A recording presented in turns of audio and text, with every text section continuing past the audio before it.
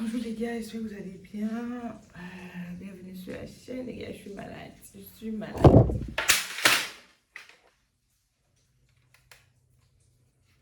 Ça s'est cassé. Ça, c'est la deuxième lampe qui se casse.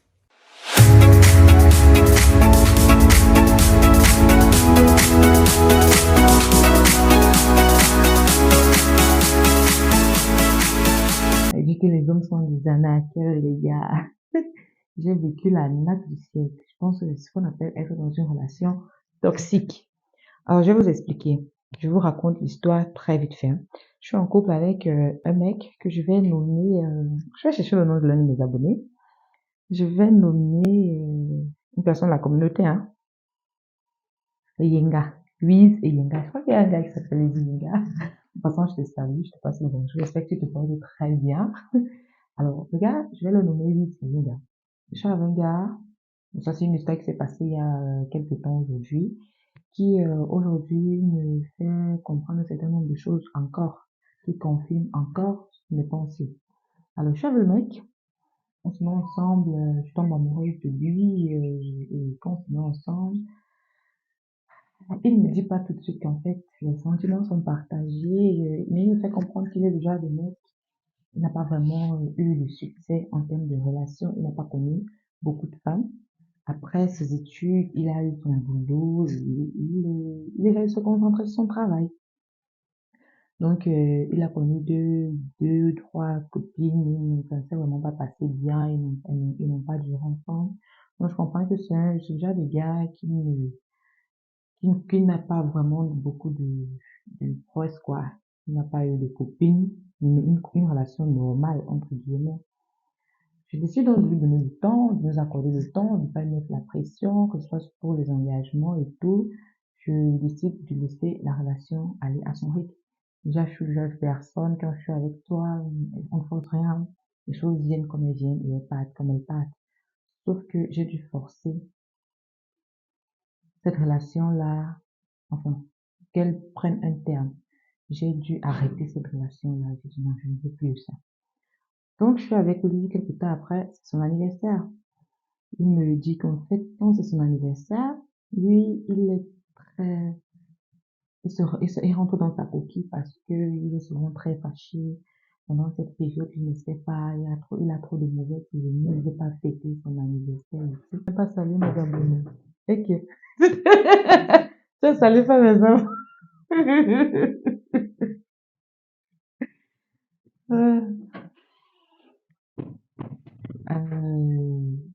Pendant cette période-là, il est vraiment en mode, il veut voir personne et tout. Bon, moi, en tant que copine qui aime son mec, je décide donc de lui faire une surprise, cadeau d'anniversaire, tout ce que je peux mettre, tout ce qui vient de ma tête, je fais. J'ai essayé de la voir ce jour-là. Juste par là, il me disait qu'en fait, il va me faire son 15 février. Mais ça m'a saoulé, un temps, ça m'a saoulé. De 18h à 22h, le gars n'est toujours pas là. Je l'appelle, il ne prend pas mes appels. 22h passées, il me fait danser. Enfin, je suis libre. J'étais tellement énervée, je lui ai dit qu'en fait, je sais pas. J'ai comme l'impression que tu penses que je cours derrière toi ou je cours après toi. Je m'en saoulé, je lui ai dit en fait, j'ai ton truc, je sais pas, j'ai l'impression que tu veux que je cours après toi ou je te dis que je cours après toi. J'ai un truc ici pour toi. Je n'ai rien à faire avec. Quand tu peux, viens chercher. Il est arrivé chez moi, en bas de chez moi, vers 2h, je suis descendue. Je lui ai remis son paquet. Et après ça, je me suis dit à moi-même que basta, c'était bon. Mais cette nuit-là, j'ai tellement pleuré toutes les larmes de mon cœur que j'ai pris la résolution de ne plus me laisser faire par un homme. De ne plus pleurer comme ça pour un homme. C'était bon. Sauf que quelques temps après, il s'est excusé et tout et tout. J'ai pardonné. On se remet encore ensemble. Et arrive le moment où on doit aménager, on doit déménager en fait. Moi, je cherchais un appartement où je pouvais vivre. Sauf que à cette époque-là, je n'avais que moins d'une semaine pour trouver un nouvel appartement pour moi, parce que j'étais en famille et je voulais mon espace à moi. Mais je n'avais que moins d'une semaine, donc c'était vraiment précipité, précipité. Le peu de temps que j'ai fait à chercher le nouvel appart, je n'ai pas pu trouver. Je suis allée le voir, je lui ai dit qu'en fait, bon bref, comme tu es mon copain et tout, je sais pas si tu peux me permettre de vivre chez toi pendant quelques temps. Après, dès que je trouve mon appart, je libère chez toi maximum 2 semaines. Je sais pas, peut-être qu'il s'est dit que c'était un piège. je sais pas, mais il m'a dit, désolé, je peux pas t'aider, je peux pas t'aider. Je dis pourquoi et tout. J'ai commencé à vouloir parler, mais pourquoi expliquer. Parce qu'en fait, je suis une fille très ouverte. Je parle beaucoup de tout. Avec mon partenaire, je parle de tout, de rien, des gens qui m'ont dragué, en fait, beaucoup de choses, quoi. Donc, concernant cette intimité-là, concernant cette résolution-là que j'avais prise, il savait tout. Il savait pourquoi je voulais vivre seule, pourquoi je voulais mon espace et tout. Sauf il a décidé de ne pas m'aider à ce moment-là. Ok, comme d'habitude, j'ai trouvé des excuses pour lui et je suis venue vivre en famille encore.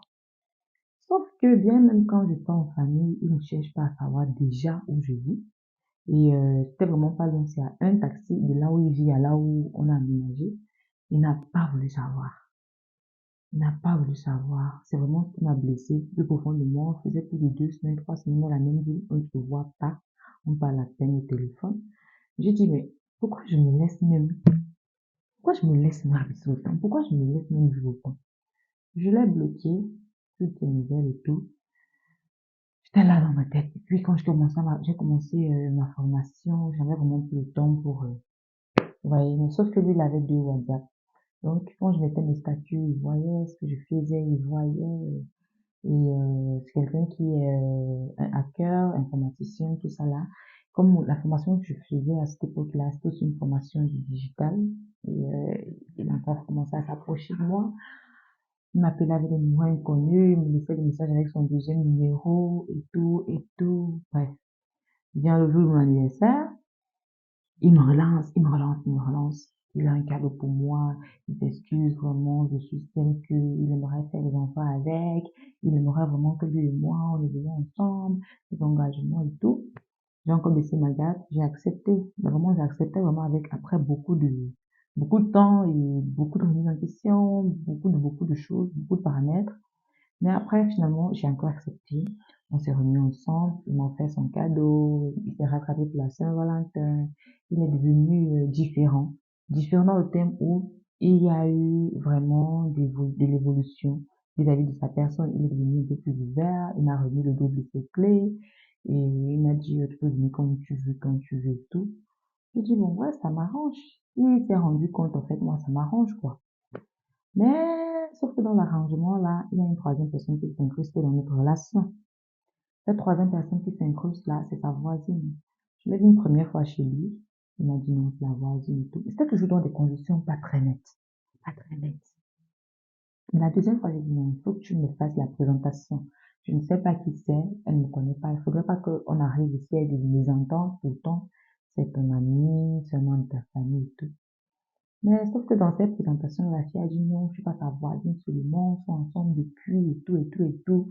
Et je suis sa copine, elle avait dit que tu connais l'existence enfin, mon existence, que moi je connaissais en fait que lui, il avait une autre copine qui était celle-là.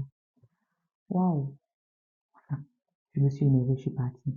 Après, il s'est excusé, non, c'était un prank et tout. Et la fille aussi est venue me dire, en fait, c'était un prank, il voulait voir ci, il voulait voir ci, il voulait voir ci. J'ai lié le doigt, j'ai dit, ok, comme c'était un prank, la fille, moi aussi, elle est venue s'excuser. J'ai dit, ce genre de prank-là, je ne pense pas. Parce que, de toute façon, je l'ai trouvé toujours ensemble, là.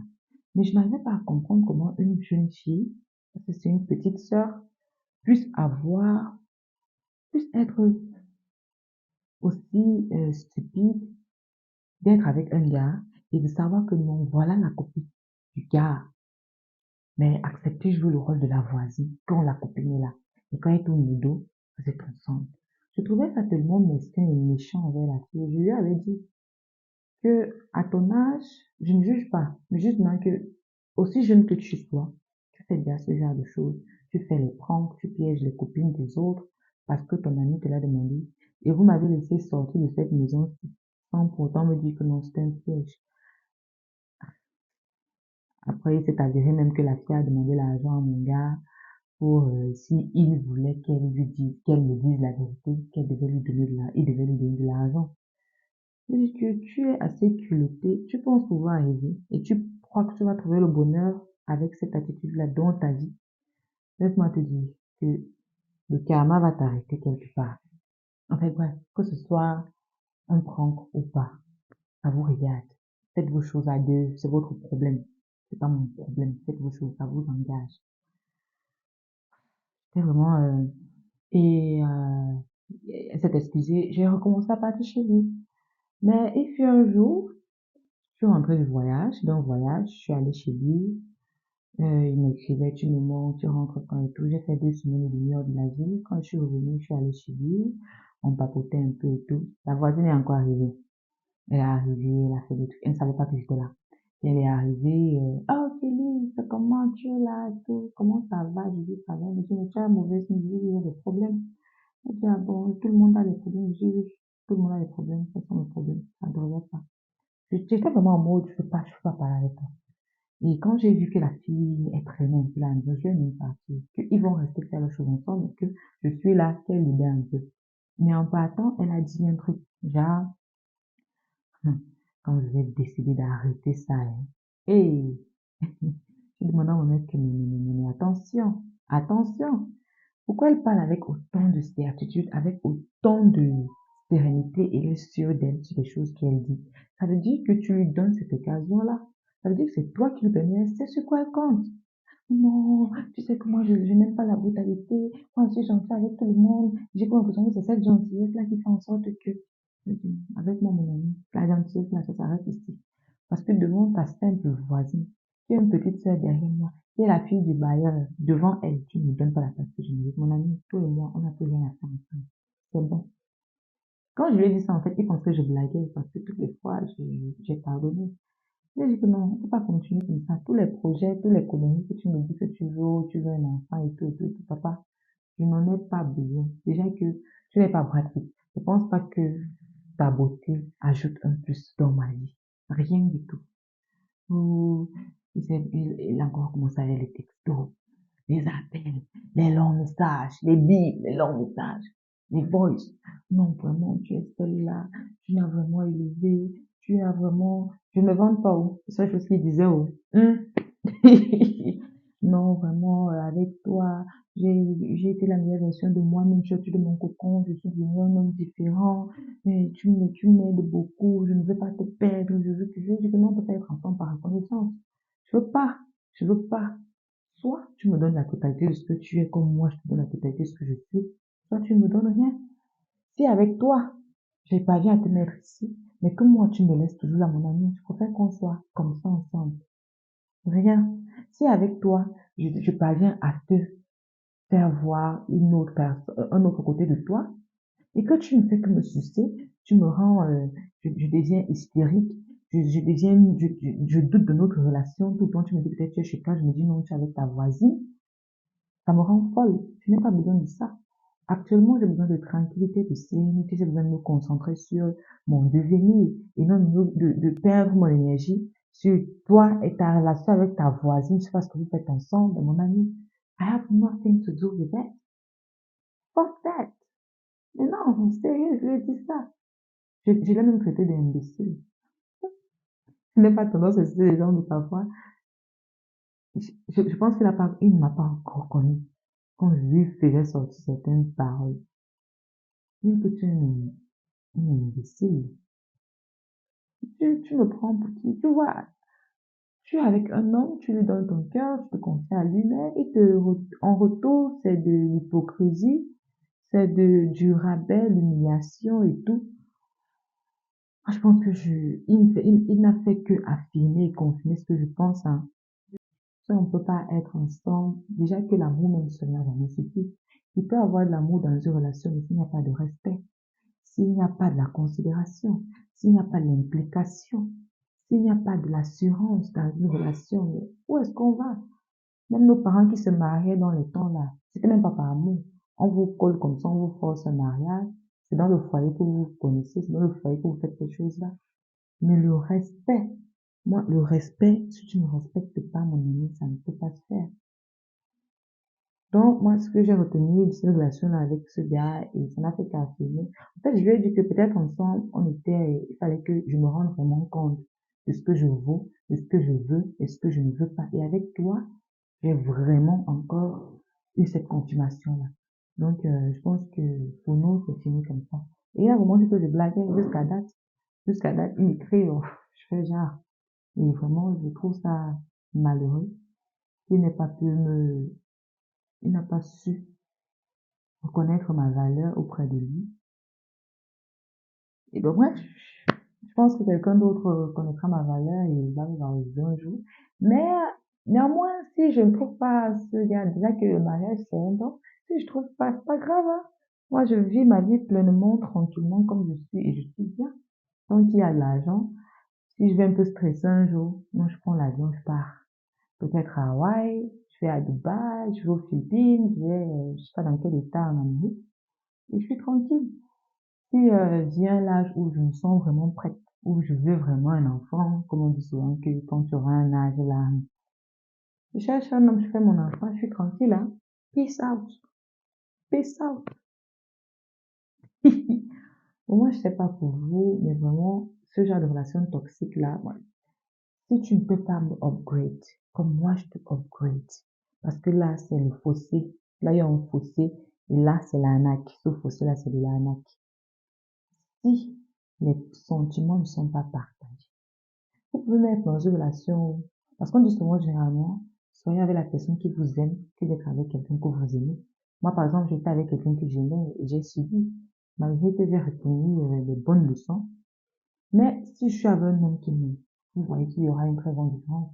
Cet homme-là, déjà, il va me valoriser, il va me respecter, il va me donner la place que je mérite, il va m'aimer, me chérir, et devant même sa famille, he will stand for me. Like, he's my rock. Donc, ce que j'ai retenu de la relation, là, moi, je sais pas vous les filles, si vous avez eu à vivre ce genre de relation, les garçons, ou vous les hommes, si quelqu'un a eu à vivre ce genre de relation, qui nous dit en commentaire comment il a fait pour sortir de ce piège-là. Mais moi, vraiment, j'ai mis un stop à ça, parce qu'on dit généralement que la femme, en fait, c'est pas qu'on dit, généralement, la femme ne vous quitte pas d'un coup de tête comme ça. Elle supporte, elle pardonne, elle supporte, elle pardonne. Le jour où vous quitte, vous dites que vous avez déjà quitté depuis longtemps. Et ça a été le cas avec Gala. Il a juste fallu une petite goutte d'eau qui déborde. Il a dit non, non, non, non. Pourtant, quand je partais, je n'avais pas ces idées-là. Mais devant la situation, je ne pouvais pas faire autrement. Bref, dites-moi en commentaire et d'ici là, portez-vous bien. On se dit à la prochaine vidéo.